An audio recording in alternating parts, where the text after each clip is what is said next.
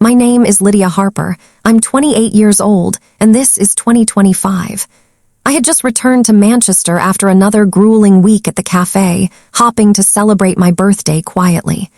But instead of a gift, I found an eviction notice shoved through my door. My family, who I had trusted, had orchestrated this, thinking I would quietly disappear. I remember staring at that paper for what felt like hours, my hands trembling, heart pounding. How could the people who were supposed to love me do this? But that day, I made a silent promise. One day, I would show them the power of standing up, of dignity, of unexpected revenge. Watch as my birthday heartbreak became the most shocking moment at their wedding. The morning of my birthday began like any other Tuesday, gray skies over Manchester, drizzle painting the streets. I lived alone in a small flat in Ancoats, trying to piece together my life after being repeatedly dismissed and belittled by my so-called family. Despite working double shifts at a local cafe, I had always found small joys. A hot cup of cappuccino, a few hours lost in a book, friendly banter with customers. But that morning, as I unlocked my mailbox, my world shifted. There it was, a crisp white envelope with official stamps. My name, Lydia Harper, typed neatly across the front. I tore it open, expecting a card, maybe a letter. Instead, the eviction notice stared back at me. My flat had been taken from me, not because of unpaid rent or neglect, but because my family had somehow interfered, leaving me without a home. I sank to the floor, my back against the cold wall, staring at the notice like it was a riddle I couldn't solve. My parents, the people I once idolized, had turned their disappointment into a cruel game. And my sister, Sophie Lancaster, always the picture-perfect, smiling socialite, had a hand in this. She would have laughed watching me struggle, I realized. The next days blurred into one another. I stayed with friends, borrowed money to secure temporary housing, and nursed the rage and hurt that had settled like a stone in my chest. But the pain wasn't all-consuming. Somewhere inside me, a plan started forming, not just to survive, but to reclaim my dignity in a way they would never forget. Weeks passed. I found a new job at a boutique event planning firm, connecting with people who appreciated my meticulous nature and creativity. Slowly, my confidence returned. And then I heard about Sophie's upcoming wedding, an event that was to be the social highlight of Manchester's season. The invitations arrived on my desk at work, gilded and imposing. I opened mine with a steady hand. Everyone in my family would be there, flaunting their wealth, their superiority, and my displacement. I paused. The memories of the eviction notice, the cold stares, the whispered remarks, everything fueled a fire. I knew I couldn't just show up and be ignored. I needed a plan that would make them feel the weight of their cruelty without ever compromising my integrity. Over the next month, I orchestrated my presence carefully. I rented a modest yet elegant dress, not to flaunt, but to command attention. I had spoken to a few people quietly, ensuring I had allies in unexpected places. And then came the gift, not for me, but for them, at the wedding, a symbolic gesture that would turn the tables completely. The day arrived. Sophie's engagement hall glittered under chandeliers, polished floors reflecting the laughter and chatter of Manchester's elite. My family, adorned in designer labels, basked in their perceived superiority. I entered quietly, the tiniest smile tugging at my lips. Their eyes flickered toward me, some with shock, others with mild annoyance at my presence. I ignored it, moving with confidence, heart steady. When it came time for the gift presentation, I stepped forward, hands steady, eyes locked on my parents and Sophie. I placed my gift on the table, an envelope that would unravel years of arrogance and false superiority. I didn't speak. I simply watched as curiosity and unease rippled across the table. The whispers started, slow at first, then a crescendo. Who gave this? And in that moment, I realized something profound. The power of dignity, the satisfaction of quiet revenge, and the truth that no eviction notice, no mockery, could ever strip away my value. The morning of Sophie's wedding dawned gray and drizzly, Manchester streets slick from the overnight rain. I woke up in my small flat, feeling the faint thrill of anticipation mixed with a river of nerves. Despite the bruises of my past, I had prepared for this day meticulously. Every detail mattered, from the soft champagne-colored dress that flowed gracefully around my ankles, to the subtle necklace my grandmother had gifted me years ago. now polished and shining. I stepped out, the cold wind hitting my face, a reminder that life outside my comfort zone was both harsh and invigorating. I hailed a cab, my posture firm, my gaze forward. Inside, I could feel my heartbeat sinking with every street lamp we passed. This was more than attending a wedding. This was walking into a battlefield with nothing but dignity as my armor. The venue was a grand hall in the heart of Manchester, its architecture a mix of classical elegance and modern opulence. Golden chandeliers hung like suspended suns, casting a warm glow across marble floors and polished oak tables. Outside, the sky had reluctantly cleared, as if the city itself had decided to witness what was about to unfold. As I approached the entrance, I could see my family from a distance. Sophie, radiant in her designer gown, laughed at something whispered by her bridesmaid, a woman named Isabella Merton, whom I had never met but who radiated the same haughty air as Sophie. My parents, Margaret and Philip Lancaster, were seated with the air of connoisseurs, sipping champagne, nodding approvingly to every compliment they received. The sheer arrogance of it made my chest tighten. I took a deep breath and reminded myself of my purpose. I wasn't there to seek approval. I wasn't there to argue or justify my existence. I was there to claim my power quietly, invisibly, until the right moment arrived. The wedding hall was a symphony of whispers and laughter, the high-pitched chimes of silver cutlery, and the subtle clinking of glasses. Guests moved elegantly, as if each step were choreographed. I slipped inside, letting my dress flow without drawing overt attention. My eyes scanned the room, noting who mattered, the people whose judgment had stung, whose laughter had haunted me through sleepless nights, and most importantly, the bride and groom, unaware of the quiet storm that had just entered their midst. Moments passed as I found my seat at the far end of the hall, intentionally distant. I observed, every glance, every smile, every subtle smirk aimed at me. Sophie's gaze briefly met mine, her eyes narrowing, a mixture of confusion and disdain. I allowed myself a faint smile. It was not cruel, but measured, a silent acknowledgement that I had arrived and I was present, unbroken. Time crawled forward, each passing minute stretching longer than the last. Then came the moment for gift presentation. Guests applauded as Sophie and her groom approached the ornate table where the presents were displayed. My turn approached, and I carried with me an envelope, simple, elegant, and weighty in implication. The envelope was addressed to Sophie, my handwriting deliberate, precise. Inside was a note that would dismantle years of arrogance and entitlement, revealing truths that could no longer be ignored. I placed the envelope carefully on the table, making sure it caught a few glances. My fingers lingered for a brief moment, and I looked up, meeting my family's eyes. Confusion flashed across their faces, mingled with curiosity. Who would dare? I could almost hear them thinking. Then the whispers began, low at first. Who is that from? No one gives gifts like this anymore. What does it even mean? The room held its collective breath as Sophie finally picked up the envelope, her perfectly manicured fingers trembling slightly. She unfolded the note. A hush fell, a silence thick with disbelief, with unspoken realization. I observed keenly, every micro-expression etched into my memory. The tightening of my father's jaw, the quickening of my mother's breath, and Sophie's face, which shifted from smug confidence to startled panic. The words inside the envelope were simple, yet carried the full weight of justice. To those who laughed, who mocked, who thought I was disposable, this gift is for the life you chose, not the one you stole from me. May it remind you that dignity is earned and true respect is never demanded, it is acknowledged. Gasps circulated the room. Isabella Merton clutched at her pearls, whispering nervously to Sophie. Guests exchanged curious, anxious glances. I could see a ripple of shame and unease spreading among my family, and I felt a quiet surge of satisfaction. Not vindictive, but complete. Sophie tried to maintain her composure, but her lips quivered. Lydia, what is this? She stammered. I smiled gently, my voice calm yet firm. It's a gift, not for me, but for you.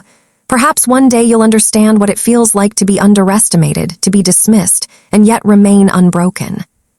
A low murmur ran through the hall. The attention shifted entirely to me.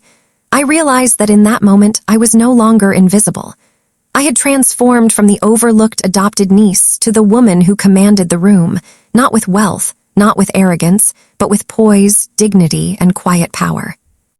The wedding continued, but the energy had shifted irrevocably. Every smile my family offered me afterward was strained, every conversation polite but cautious.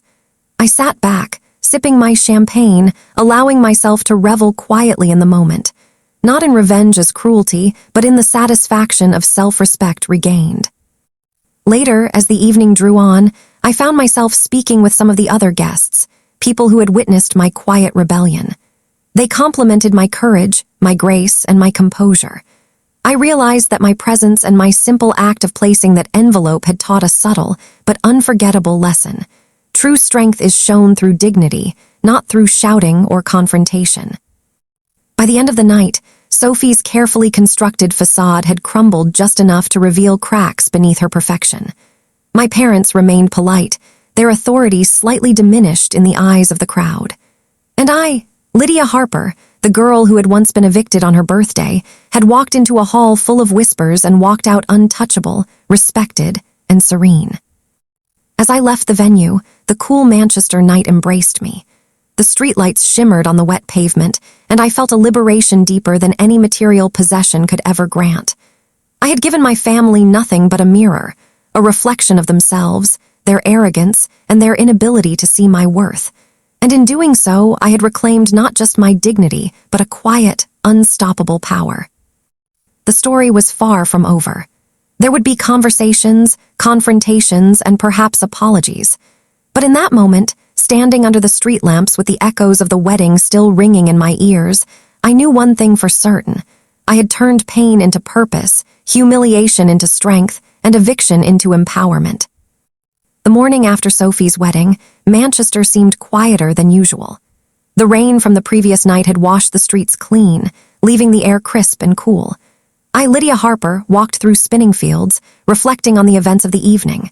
The memory of my gift, the envelope that had silently dismantled years of arrogance, still sent a shiver down my spine. For the first time in years, I felt the steady pulse of confidence and empowerment coursing through me. As I entered the boutique cafe where I worked, my colleagues noticed a subtle change in my demeanor. Rachel Mayers, my coworker and friend, raised an eyebrow. "Lydia, you look different. Calm, powerful, like someone finally took their revenge without raising their voice." I smiled faintly. I suppose I did, quietly though, they won't see it coming again. The cafe was busier than usual. Customers chatted about weddings, luxury gifts, and social events.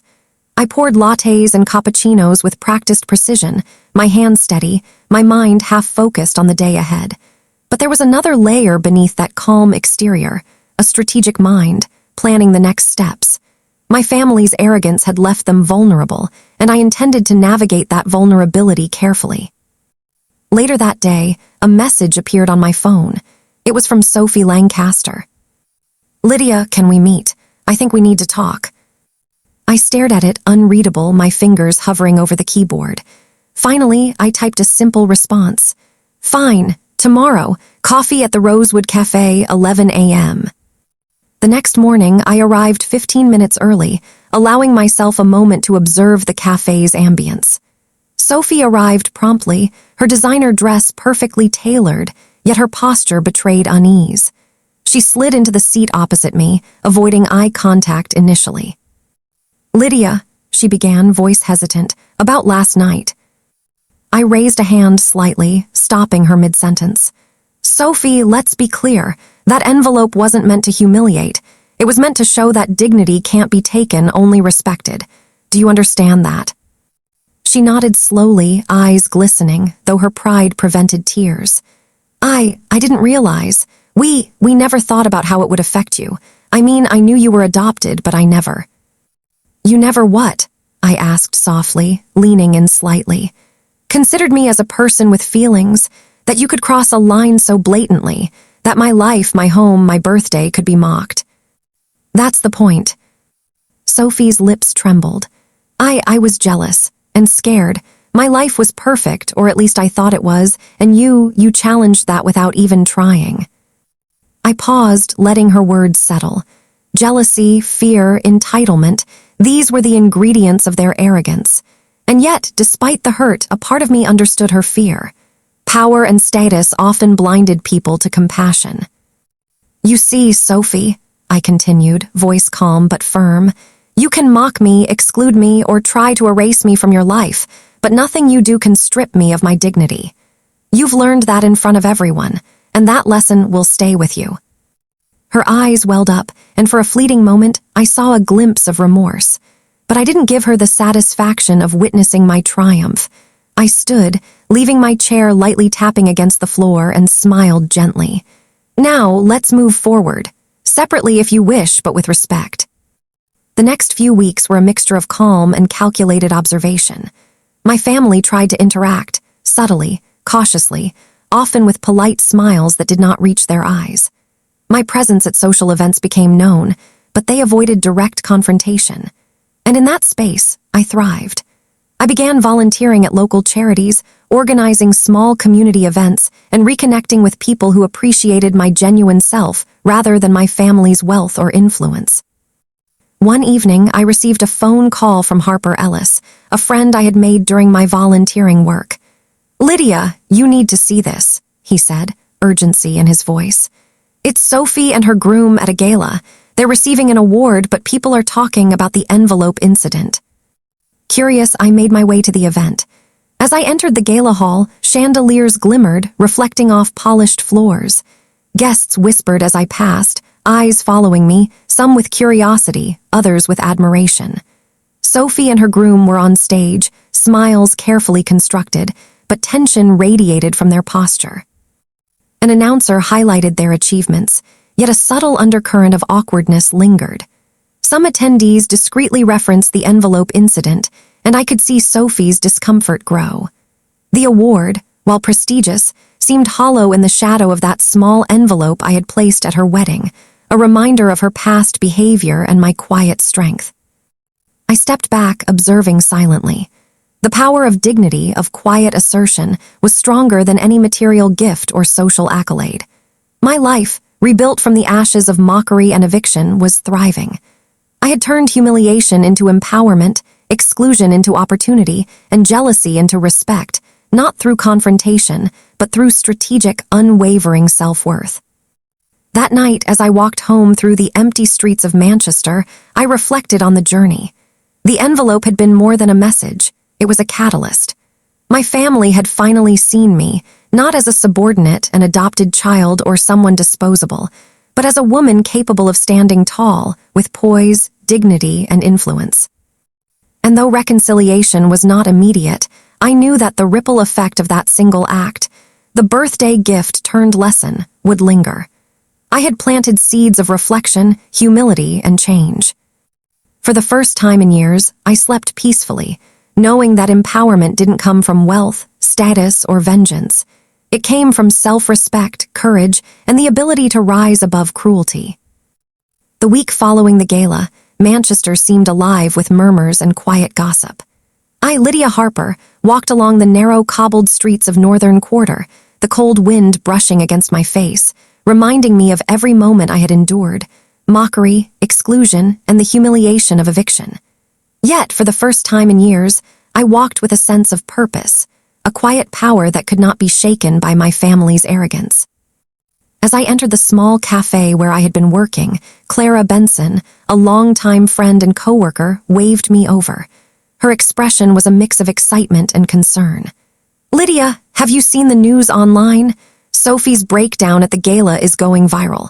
People are talking about the envelope incident. Everyone is impressed by your dignity." I raised an eyebrow, sipping my coffee slowly. "That was the point, Clara. Actions speak louder than words. They finally realized that arrogance and cruelty have consequences." The day passed with a rhythm I had come to enjoy, but beneath the calm exterior, I felt a growing sense of anticipation. My family had been forced to acknowledge me in public, yet privately, they still clung to their fragile pride. It was time to deepen the impact, not with malice, but with the power of presence and integrity. The next evening, I received a discreet invitation from Margaret Lancaster, my mother, asking me to join them for dinner. The note was brief, almost perfunctory, but I sensed an opportunity. I arrived at their penthouse in Spinningfields, an imposing structure of glass and steel overlooking the city. Sophie was there, her makeup flawless but her composure strained. My father, Philip Lancaster, stood rigidly, arms crossed, his pride barely concealing discomfort. "Lydia," Margaret said, voice measured, "thank you for coming. We want to talk." I nodded, taking a seat opposite them. "I'm listening." The air was heavy with unspoken tension. Sophie began, her voice shaky. "Lydia, about the envelope and the wedding, I realize now how cruel we were. I wanted everything perfect, but I didn't consider you, your feelings, or your worth." I studied her carefully. This wasn't just an apology, it was a window into understanding, the first crack in the armor of entitlement. "Sophie, it's not about perfection or appearances. It's about respect, empathy, and acknowledging the humanity of others. You and our family failed at that repeatedly, but acknowledgement is the first step." Philip interjected, his tone defensive. "Lydia, we never meant to hurt you. We were overwhelmed with planning, expectations." I held his gaze steadily. Overwhelmed doesn't excuse cruelty. Ignorance doesn't justify mockery. Actions have consequences, and you've seen them, publicly and privately. But this dinner isn't about rehashing past mistakes. It's about understanding that dignity cannot be stolen. It can only be earned and respected. The conversation continued, slow and deliberate. I allowed my words to carry weight, measured and firm, creating a space where my family had to face the reality of their actions. Sophie's hands trembled as she reached for her glass, and Margaret's lips pressed tightly together. For the first time, I sensed genuine reflection. After dinner, I excused myself and walked to the balcony. The city lights stretched endlessly, a river of gold and silver reflecting against the night sky. I breathed deeply, letting the cool air cleanse the lingering tension from the conversation. The power I felt was subtle, not flamboyant. It was the quiet authority of someone who had survived, endured, and emerged untouchable yet compassionate. In the following days, I noticed small changes. Guests at social events acknowledged me with newfound respect. Conversations about my family now included my presence as an undeniable force. Sophie avoided public smirks and whispers, choosing instead cautious, polite exchanges. Even my parents adjusted their tone, offering compliments that carried sincerity rather than condescension. One afternoon, I received a message from Harper Ellis, a family friend and confidant. "Lydia, there's an event at the Manchester Art Gallery tonight. It's Sophie's charity initiative. They'll be expecting you, but this is your stage to demonstrate poise and integrity publicly." I prepared meticulously. The dress I chose was understated yet elegant, symbolizing confidence without arrogance. My entrance at the gallery was subtle, almost serene, yet all eyes followed me. Sophie and her associates were arranging donations and presentations when I arrived, smiles tight, shoulders tense. The evening unfolded with a blend of social diplomacy and quiet observation. I interacted with donors, volunteers, and attendees, offering guidance and support. The energy around me shifted. Guests whispered, subtly praising my calm confidence and grace. My family's composure wavered under the indirect scrutiny, a reflection of their previous misjudgment. Finally, Sophie approached me, her voice almost a whisper. "Lydia, I see now. You've handled everything with such grace. I can't deny the impact you've had on everyone tonight." I nodded, maintaining a soft smile. "It's not about impact, Sophie. It's about understanding the consequences of actions and the power of integrity. One day, you'll carry that lesson with you, not because I taught it, but because you experienced it firsthand." As the gallery event concluded, I stepped outside into the cool night. The city's lights shimmered across the wet streets, mirroring my thoughts. The journey from humiliation to empowerment was a delicate balance of patience, strategy, and unwavering self-respect. That night, I understood something crucial. The greatest power is not in revenge or retribution. It is in demonstrating dignity, maintaining composure, and allowing others to reflect on their actions. My family had begun to understand this, slowly, painfully, but inevitably. As I walked home through the empty streets, the sound of my heels echoed against the cobblestones. I smiled faintly, knowing that this chapter of my life was far from over, but that the foundation of empowerment, respect, and integrity had been firmly established. No envelope, no confrontation, no dramatic outburst could have achieved what patience, dignity, and strategic presence had accomplished. And in that knowledge, I found a peace that was stronger than any temporary satisfaction of revenge could ever provide. The following week in Manchester brought a rare stillness, as if the city itself was holding its breath in anticipation of the next chapter of our family saga. I, Lydia Harper, walked along the familiar streets of Deansgate, the evening lights reflecting in puddles left from a brief drizzle. My mind was occupied, not with fear or anger, but with strategy and anticipation. My family's arrogance had been chipped away, yet there were still layers of pride, denial, and ego to dismantle, and tonight presented the perfect opportunity. A formal invitation arrived that morning, a charity gala hosted by Margaret Lancaster, my mother, in honor of the Manchester Children's Foundation. The envelope was elegant, gold-embossed, and carried the implicit expectation of my attendance. Reading it, I smiled faintly. This was my stage, a controlled environment where my dignity, poise, and intelligence could shine, contrasting sharply against my family's residual pretension. The evening arrived.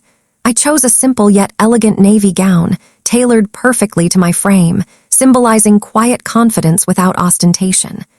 As I stepped into the Lancaster penthouse, the grandeur of the venue was immediately evident. Crystal chandeliers, polished marble floors, and an array of socialites, donors, and local dignitaries bustling with energy. Yet my focus remained singular. I had one goal: to demonstrate the power of self-respect and command attention without losing composure. Sophie Lancaster arrived shortly after, her posture immaculate, her expression carefully composed. But beneath the polished surface, I could sense unease.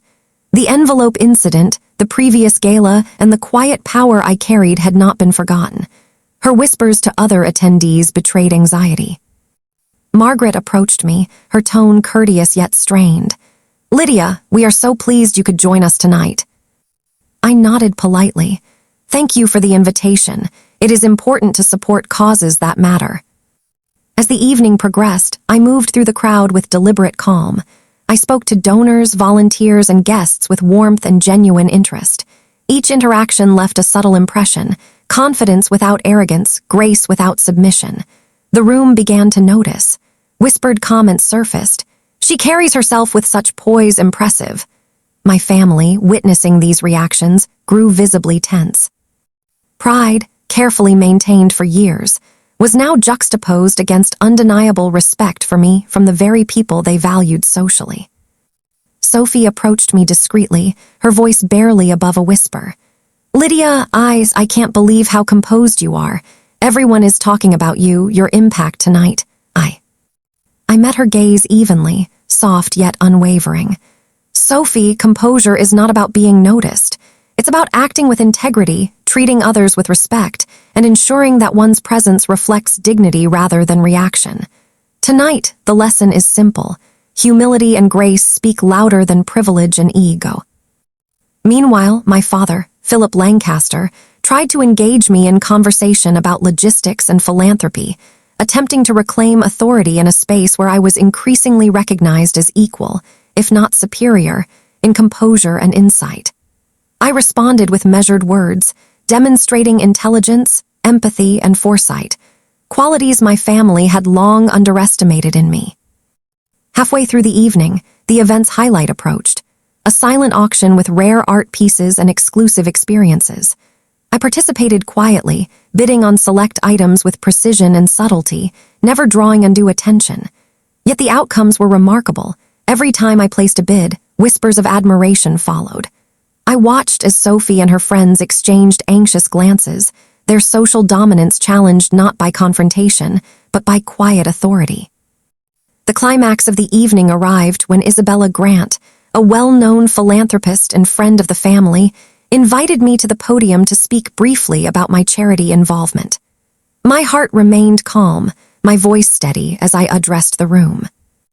"Ladies and gentlemen," I began, "supporting initiatives that empower children, families, and communities is not about social recognition or personal gain.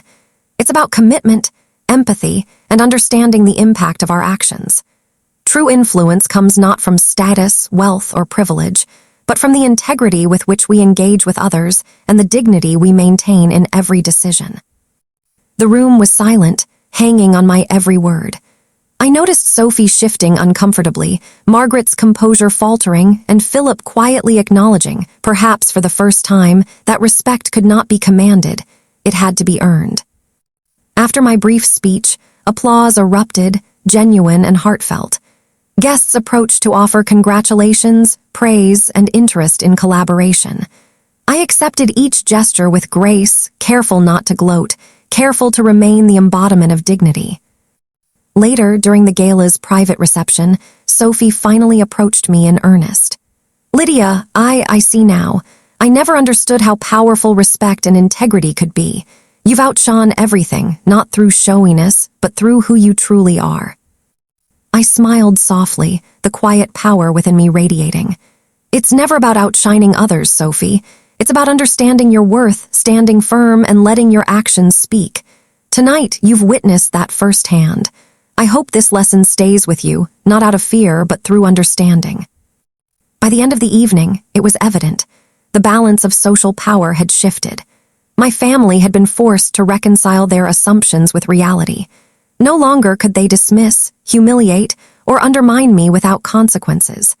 And while forgiveness and reconciliation were still tentative, the foundation of mutual respect and recognition was firmly established. Walking home that night, the quiet streets of Manchester mirrored the calm satisfaction within me. I had navigated the storm of arrogance, exclusion, and mockery, not through vengeance, not through spectacle, but through dignity, poise, and the undeniable strength of self-respect. And as I looked up at the stars, I understood fully, empowerment isn't given, it's demonstrated. It isn't taken, it's embodied. And for the first time in my life, I felt the exhilarating freedom of someone who had finally claimed it. The morning sun cut through the narrow streets of Manchester, illuminating the wet cobblestones. I, Lydia Harper, awoke with a quiet determination.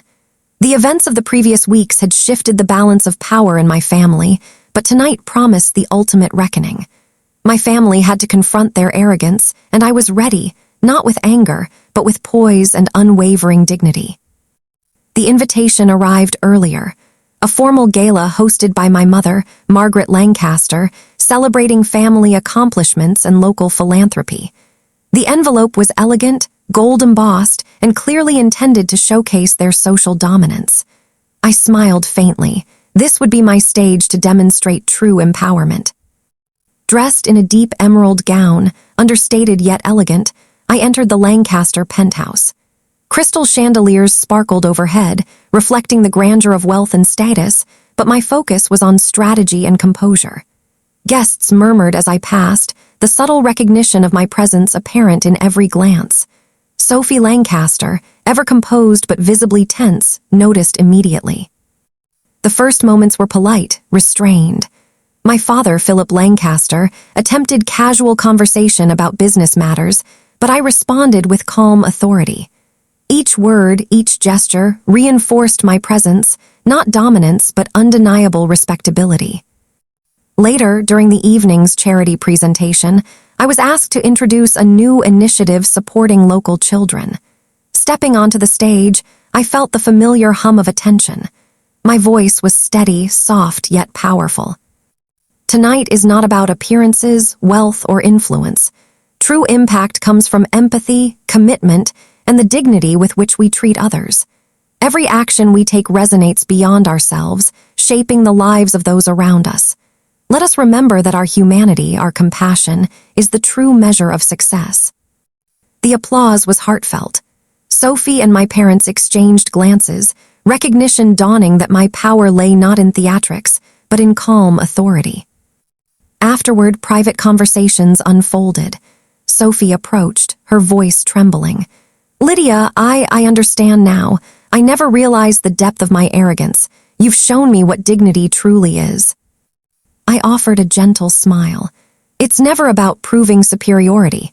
It's about integrity, patience, and allowing actions to speak louder than words. The gala's quiet conversations continued to ripple through the evening. Guests were drawn to my calm presence, seeking advice, insight, or collaboration. I moved with measured elegance, every interaction reinforcing my credibility. Meanwhile, my family struggled to reconcile their pride with the admiration I inspired. Sophie finally broke down privately, tears brimming. "Lydia, I want you to know, I never understood how powerful patience and dignity could be.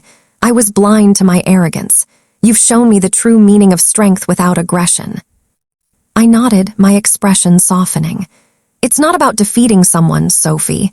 It's about standing firm in your values, living authentically, and letting your actions carry the weight of your character. Tonight, you've seen the difference between superficial authority and genuine respect." Margaret Lancaster, my mother, approached cautiously. "Lydia, we want to make amends. We see now how we failed you. Can we start over?" I studied her carefully. This was not about revenge or humiliation. It was about boundaries and mutual respect. Acknowledgement is only the first step. Trust is built over time through consistent action, not empty promises. Let us begin with patience and understanding. Philip Lancaster, my father, tried to interject, his voice faltering. "Lydia, I don't know if words are enough. We've overlooked you, dismissed you, underestimated you. I hope we can rebuild a relationship." I gave him a measured nod. "It's a start. Actions will prove intent. Respect is earned, not demanded." The rest of the evening unfolded with subtle shifts in family dynamics. Where there had once been tension and subtle competition, there was now cautious acknowledgement. Guests whispered about my composure and intelligence, contrasting sharply with the visible discomfort of Sophie and my parents. Every word I spoke, every interaction I had, reinforced that true power lies in grace, patience, and integrity, not wealth, influence, or ego. During the silent auction, I participated discreetly, placing bids with strategic precision. Each win demonstrated not arrogance, but competence and strategic thinking. The crowd began to murmur, impressed by the quiet authority I carried. Even Sophie, standing beside me, seemed awed. Her previous snide remarks had vanished, replaced with curiosity and cautious admiration. By the end of the evening, the outcome was clear. The family hierarchy, once rigidly defined by wealth and social influence, had been subtly but irrevocably altered. My presence alone had shifted perceptions, earning recognition and respect I had long been denied. As the last guests departed, Sophie approached me again. "Lydia, I don't know how to express this. I've learned more from you tonight than I ever imagined. I want to truly change, not for show, but because I understand now." I smiled gently. "Change comes with understanding and humility, Sophie. Let your actions reflect your intentions. That is the truest form of respect and growth." Walking back through the quiet Manchester streets, the city lights reflecting in puddles from the evening drizzle, I felt a serene sense of accomplishment. The gala had been more than an event. It had been a demonstration of resilience, dignity, and subtle empowerment. I realized then, fully, that true strength does not demand attention. It commands respect quietly, profoundly, and enduringly. And tonight, for the first time, I witnessed the lasting power of integrity ripple through my family and community. The gala's atmosphere had subtly shifted after my speech. Conversations that had once been dominated by displays of wealth and social posturing now quieted, replaced with hushed admiration for the calm authority I carried. Guests approached me, some seeking advice, others simply drawn to the energy of authenticity I radiated. Every interaction reinforced not my status, but my presence, the quiet strength cultivated through years of endurance, patience, and self-respect. Sophie Lancaster lingered nearby, her eyes wide with a mixture of awe and unease. Finally, she spoke, voice quivering, almost a whisper. "Lydia, I never realized how blind I've been. I've let pride and judgment cloud everything. Tonight, you've shown me the depth of dignity." I turned to her, offering a composed smile. "It's not about showing anyone up, Sophie. True dignity is lived, not displayed. It's about acting with integrity, patience, and understanding, even when others fail to recognize your worth. Margaret Lancaster, my mother, stepped forward cautiously, her posture rigid but her eyes betraying concern. "Lydia, we see now how we've hurt you.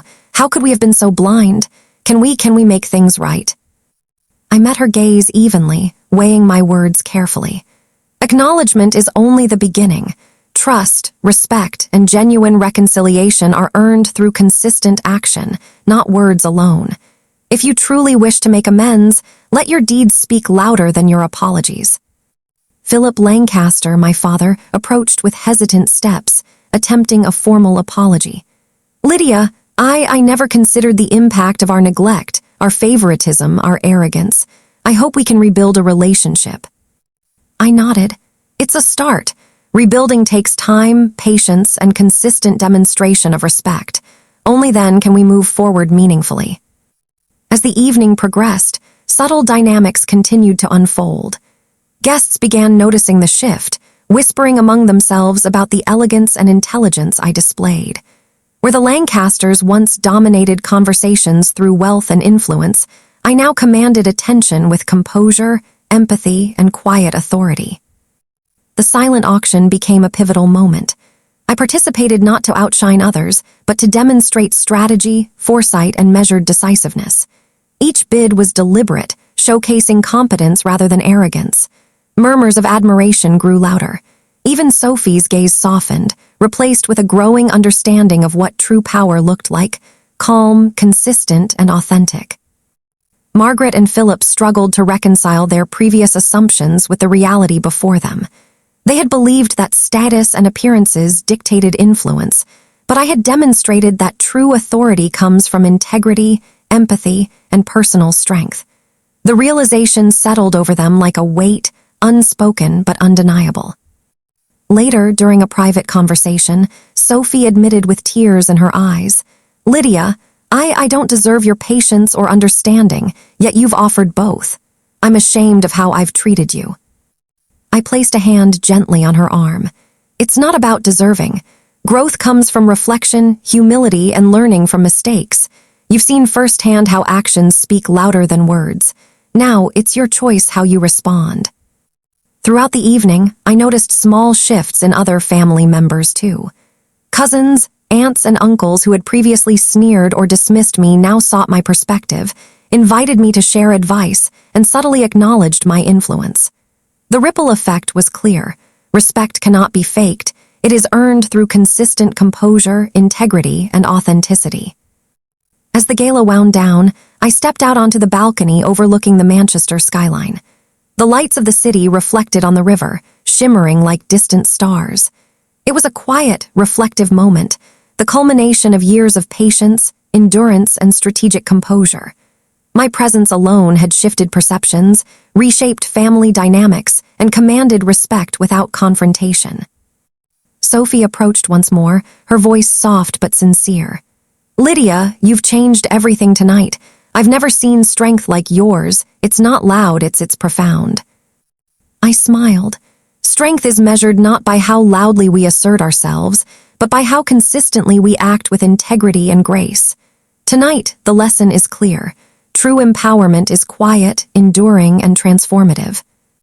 Walking home through the rain-kissed streets, I felt a serene sense of accomplishment. The gala had not only been a demonstration of patience and dignity, but a catalyst for transformation, for my family, for my community, and for myself. The echoes of the evening would linger long after the chandeliers were darkened, leaving an indelible mark of resilience, empathy, and empowerment.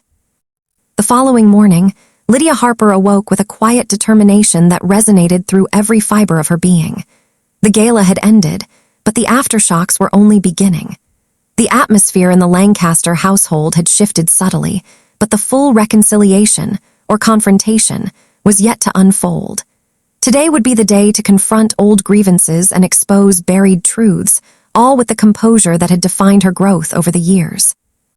The sun filtered through the tall windows of her apartment in central Manchester, illuminating the meticulous order in which she had arranged her life. Every object, every piece of furniture reflected thoughtfulness, discipline, and a quiet confidence. Lydia sipped her morning coffee, her mind reviewing the steps ahead. The goal was clear: engage with her family with integrity, command respect, and finally close the chapter on years of silent humiliation. By mid-morning, she made her way to the Lancaster estate. The drive through the city streets felt like a prelude to battle, calm, deliberate, and deliberate in its pace. Arriving, she noticed subtle signs of tension: the housekeeper's hurried movements, whispered exchanges between cousins, and the nervous glance of Sophie Lancaster as she peered from the grand staircase. Lydia's heart did not race. Instead, it thrummed with anticipation. This confrontation would not be fueled by anger, but by clarity, dignity, and strategic empowerment.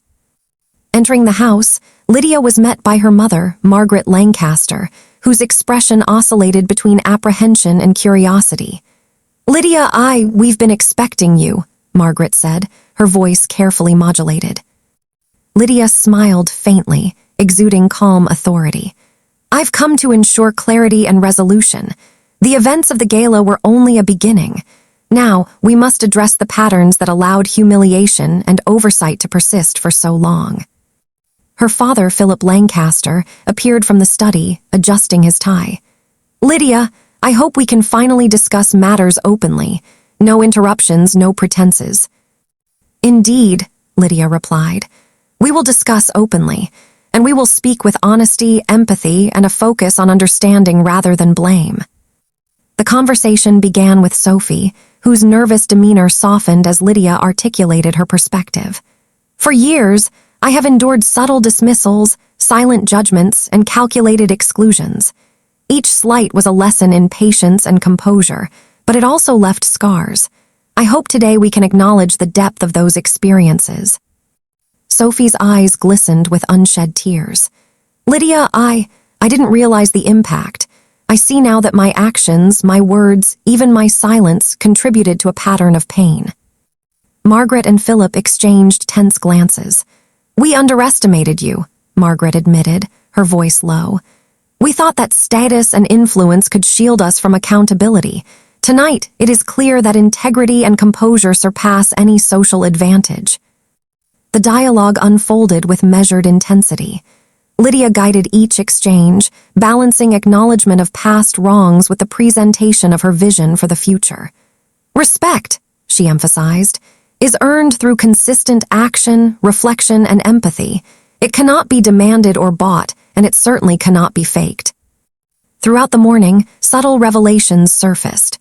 Long-held family secrets, misunderstandings, and unspoken resentments were voiced, dissected, and addressed. Lydia's approach was methodical yet compassionate, exposing truths without cruelty, demanding accountability without anger. A pivotal moment arrived when Sophie attempted to rationalize previous behavior. "Lydia, we didn't mean to hurt you. We thought you would adapt, fit in." Lydia held her gaze, firm but gentle. "Adaptation is one thing. Compromise of self-worth is another. Respecting someone's dignity is non-negotiable. Any relationship built on suppression and dismissal is fundamentally flawed." Philip, recognizing the wisdom in her words, nodded. "You've transformed every encounter, Lydia. Not through aggression, not through conflict, but through unwavering composure. We see now that respect and authority flow from integrity, not power or wealth." As the conversation progressed, Lydia introduced her proposal for shared family initiatives, projects aimed at community development, philanthropy, and mutual understanding. Each suggestion was framed to encourage collaboration, yet with clear boundaries reinforcing her autonomy. The room responded with a mixture of surprise and admiration, recognizing that her influence was rooted in strategic vision, not domineering control. By late afternoon, the atmosphere had shifted dramatically. Former snubs, whispered criticisms, and subtle power plays were replaced by tentative acknowledgement and a growing desire for genuine connection. Lydia's presence had recalibrated family dynamics entirely, transforming arrogance into reflection and superficial influence into respect. A key turning point occurred when Margaret admitted, "Lydia, you've shown me that true leadership is not about imposing will, but guiding with empathy, wisdom, and grace. I am ashamed of my past blindness." Tears glistened in Sophie's eyes. "I want to learn from you, Lydia. I want to change, not for appearances, but because I understand now." Lydia nodded. Change is a process, not an instant act. Integrity, humility, and consistent effort will define the next chapter of our relationships. The day concluded with a family gathering on the terrace overlooking Manchester's skyline. The sunset bathed the city in golden hues, symbolizing both closure and hope. Lydia observed the shifts in her family's demeanor, the subtle humility replacing arrogance, the tentative curiosity replacing judgment. Finally, as night descended, Lydia reflected on the day's events. Empowerment, she realized, is not loud or forceful. It is quiet, patient, and profoundly transformative. It reshapes relationships, mends rifts, and inspires lasting change. With that thought, she felt a deep sense of peace. The ultimate confrontation had not been about revenge or retribution. It had been about clarity, integrity, and human value. And in that, Lydia Harper had triumphed, not through confrontation, but through unwavering strength of character, a lesson her family would carry forward forever. The morning after the gala dawned clear and crisp over Manchester, casting a silvery glow across the rooftops. I, Lydia Harper, stood at my apartment window, reflecting on the events of the previous night. My heart, once heavy with years of silent humiliation, now carried a quiet confidence, a sense of justice tempered by dignity. The family had begun their journey of realization, but the final chapters, true reconciliation and emotional closure, were yet to unfold. I arrived at the Lancaster estate mid-morning, the streets alive with the buzz of the city. The grandeur of the estate, previously a symbol of intimidation, now felt like a stage set for the unfolding of real human understanding. As I stepped through the doors, I sensed the subtle tension among the family members, a mixture of anticipation, curiosity, and lingering guilt. Margaret Lancaster, my mother, approached with careful steps, her hands slightly trembling. "Lydia, we've spent so many years blind to your experiences, your feelings. Today, I want to make it right." I met her gaze evenly, my composure unwavering. "Acknowledgement is the first step, Mother, but recognition alone is not enough. True reconciliation requires patience, empathy, and a commitment to understanding." Philip Lancaster, my father, added softly, "We underestimated you for years, not because of your actions, but because we failed to see the person behind the appearances. You've taught us the power of patience, humility, and courage." The conversations began gently, but soon grew deeper. Sophie Lancaster, her pride finally tempered, spoke with sincerity. "Lydia, I realize now how cruel my words and actions were. I want to learn from you to change not just for appearances, but because I finally understand." I nodded. "Change is earned through action, Sophie. Understanding is just the beginning. To rebuild trust, you must demonstrate integrity in everything you do, from small gestures to large decisions." Over the next several hours, the family delved into long-held tensions, grievances, and misunderstandings. Lydia carefully guided each conversation, balancing firmness with empathy, exposing truth without cruelty, and highlighting lessons without resentment. She brought attention to the subtle patterns of exclusion, favoritism, and judgment that had shaped their past interactions. A pivotal moment occurred when Philip Lancaster addressed the room, voice low but resolute. "For years, I allowed my pride to overshadow my responsibility as a father.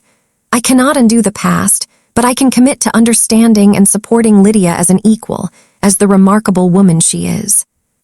Margaret, tears in her eyes, added, "Lydia, we see your strength, your dignity, your unwavering integrity. We were blind, and for that, we are truly sorry."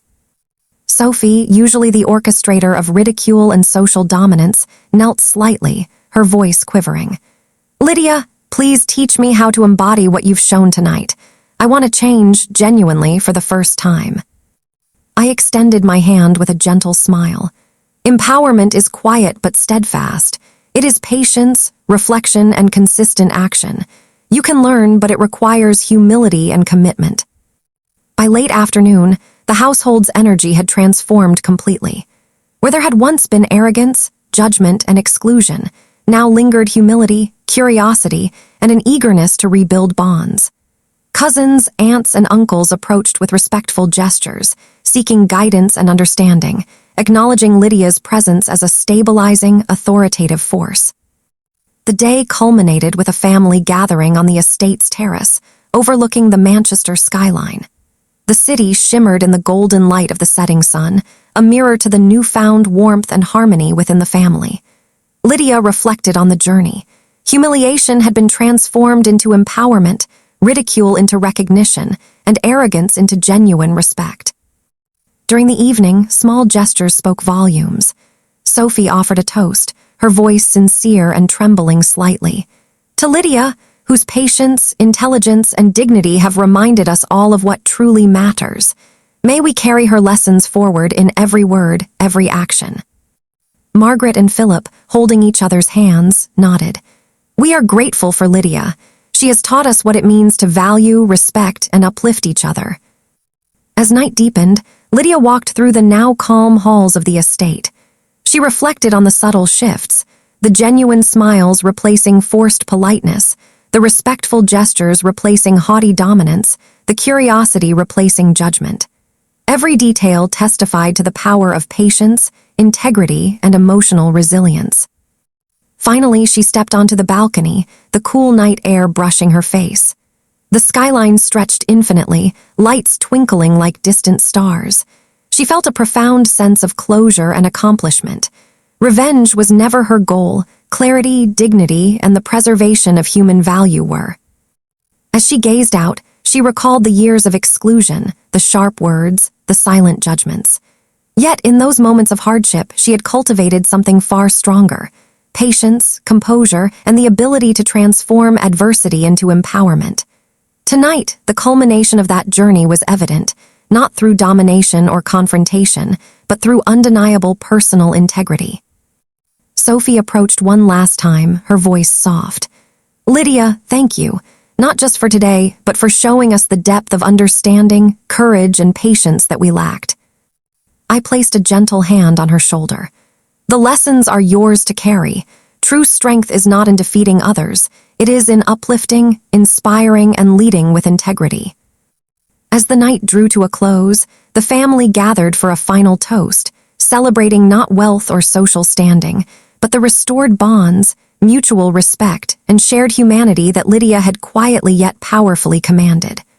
The laughter was genuine, the smiles heartfelt, and the sense of unity unmistakable.